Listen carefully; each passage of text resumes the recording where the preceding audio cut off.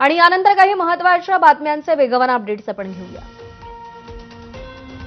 विधिमंडळात रमी खेळणारे माणिकराव कोकाटे यांची अखेर कृषी मंत्री पदावरून उचलबांगडी झाली। माणिकराव कोकाटे यांच्याकडून कृषी खात्याचा कारभार काढून घेण्यात आलाय। एबीपी माझाने हे वृत्त दिलं होतं, त्यावर शिक्कामोर्तब झालंय। माणिकराव कोकाटेंकडे आता दत्तात्रय भरणेंकडे असलेला क्रीडा आणि युवक कल्याण खात्याचा पदभार देण्यात आलाय।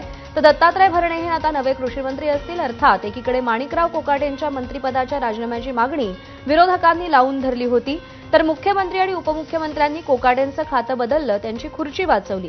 मात्र झालेला खाते बदल हाही कोकाटेंना एक मोठा इशारा असल्याचं मानलं जात आहे। याच्यामध्ये सरकारने, मुख्यमंत्री महोदयांनी, अजितदादांनी घेतलेला तो निर्णय आहे आणि नक्कीच यामध्ये सरकार हे सर्वसामान्यांचं आहे, शेतकऱ्यांचं आहे। यापुढे देखील महायुती हाच ओघ शेतकऱ्यांना मदतीचा कायम ठेवणार आहे। आता रमी खेळण्याला अधिकृत साहसी खेळाचा दर्जा दिला पाहिजे असा टोला ठाकरेंच्या शिवसेनेचे नेते अंबादास दानवेंनी लगावला। कोकाटेंचा खातेपालट ही काय कारवाई आहे का असा सवाल त्यांनी केला। सरकारनं आता विधानसभेतही पत्ते खेळण्याला परवानगी द्यावी अशी उपरोधिक मागणी दानवेंनी केली आहे। सरकारमध्ये शिंदे आणि अजित पवारांची चढाओढ सुरू आहे, झालेल्या प्रकरणाला कारवाई म्हणायचं का असा सवाल उपस्थित झालाय, असं अंजली दमानी यांचं म्हणणं आहे। खांदेपालट करणं हा चांगला पर्याय नाही, माणिकराव कोकाटेंनी वारंवार शेतकऱ्यांचा अवमान केल्याचं शेतकरी नेते राजू शेट्टींचं म्हणणं आहे।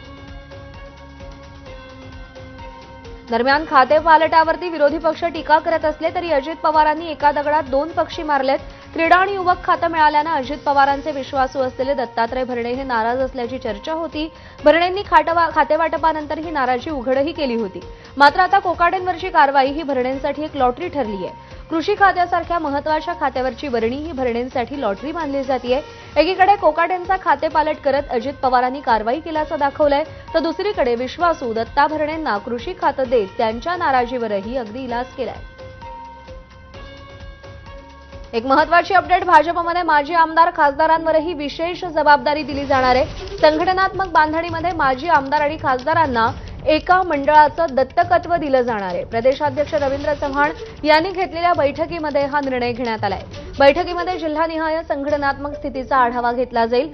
बूथस्तरीय मोर्चे बांधणीवरती भाजप अधिक भर देणार आहे। भाजपच्या माजी खासदार आणि माजी आमदारांची जिल्हाध्यक्षांची एक बैठक झाली।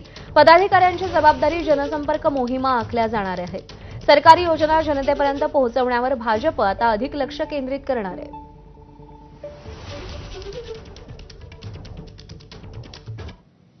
मनसे अध्यक्ष राज ठाकरेंचा आज बोरिवलीमध्ये मेळावा होणार आहे। उद्धव ठाकरेंच्या वाढदिवशी मातोश्रीवर जाऊन भेट घेतल्यानंतर मनसेचा आज बोरिवलीमध्ये पहिलाच मेळावा होणार आहे। मुंबईच्या पश्चिम उपनगरातील मनसे पदाधिकाऱ्यांना राज ठाकरे काय मार्गदर्शन करणार याकडे सगळ्यांचं लक्ष लागलंय।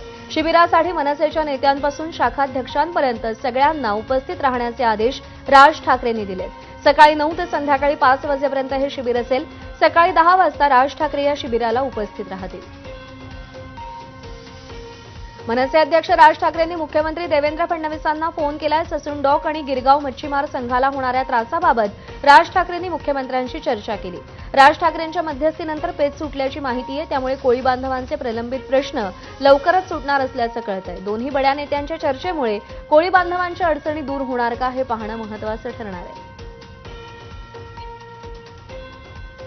17 वर्षांनंतर मालेगाव बॉम्बस्फोट प्रकरणाचा निकाल लागलाय। सबळ पुरावे नसल्याचं कोर्टानं सांगत 7ही आरोपींची निर्दोष मुक्तता केली आहे। मात्र निकालानंतर या प्रकरणातील माजी एटीएस पोलीस निरीक्षकानं खळबळजनक दावा केलाय।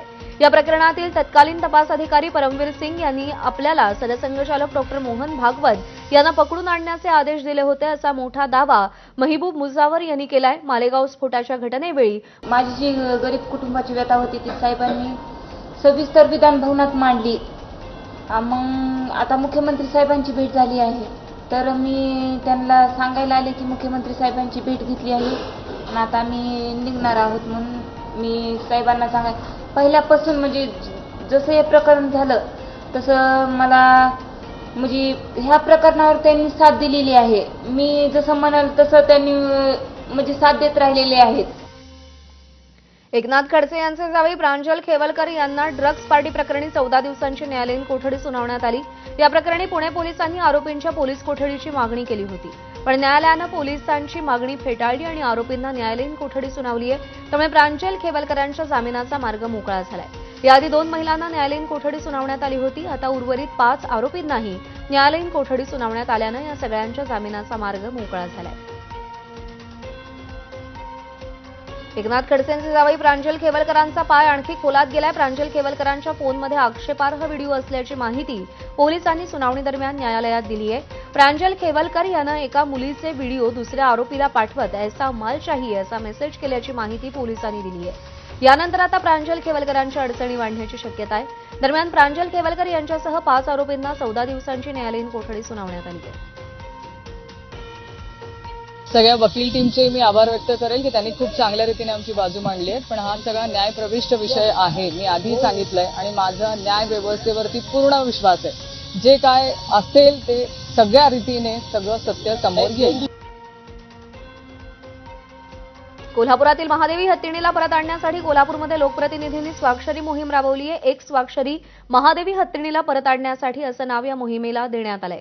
दरम्यान शोषण सुरू आहे. अद्याप या संदर्भात कोणताही तोडगा निघालेला नाही. घटनास्थळावरून पसार झालाय. हत्या नेमकी का केली याचं कारण अद्याप अस्पष्ट आहे. बातम्यांचा